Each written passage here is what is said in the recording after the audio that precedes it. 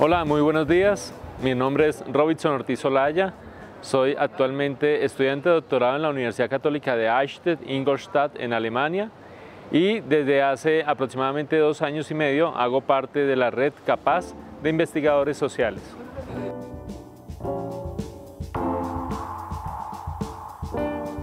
La investigación que hemos publicado con el CAPAZ es sobre el comportamiento electoral en zonas de conflicto armado y escoge el tiempo transcurrido entre el año 2010 y el año 2019.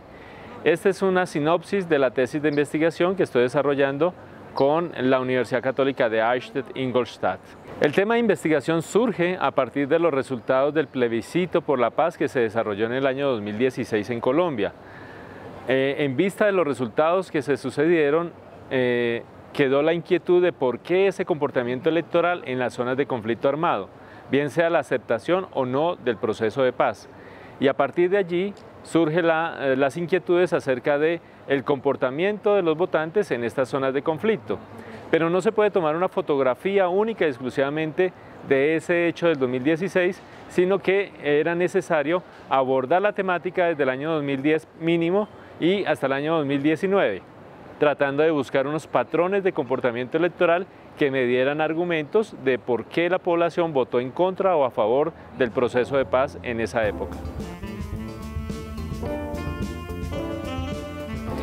Regularmente en estas zonas del país existen castas políticas o casas políticas que de alguna u otra manera interceptan o cooptan el aparataje político-administrativo, y esto tiene unas implicaciones en las decisiones de los votantes.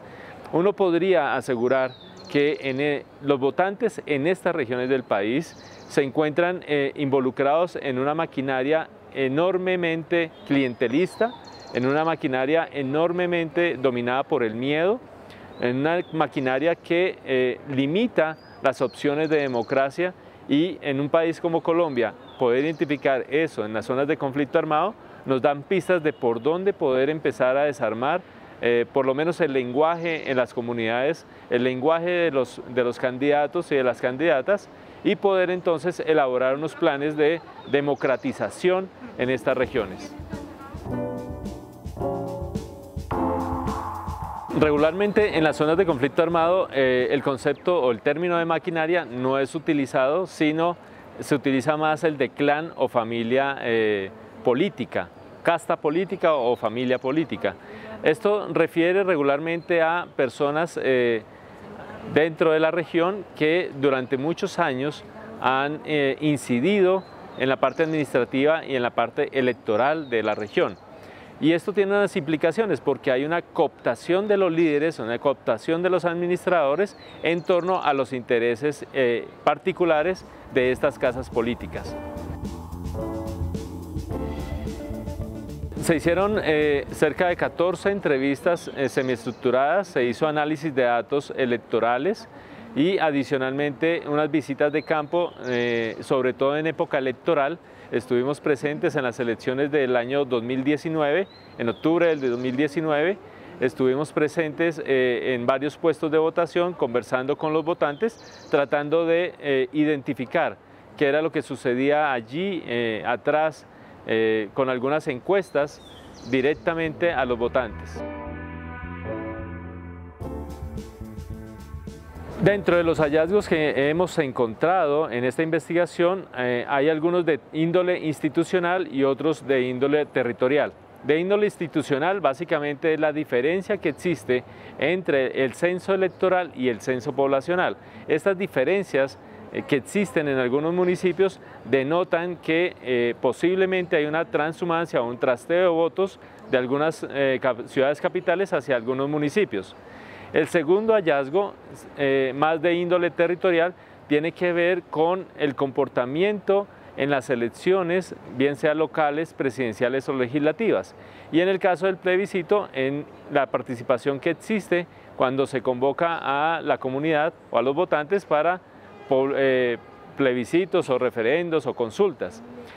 Allí hemos encontrado que el comportamiento no es único y exclusivamente dado por la paz, sino que resume un tema de cultura política de los ciudadanos en estas dos regiones del país. Se tomaron 28 municipios en dos regiones de conflicto armado, como son los Montes de María y la Sierra Nevada de Santa Marta, Serranía del Perijá.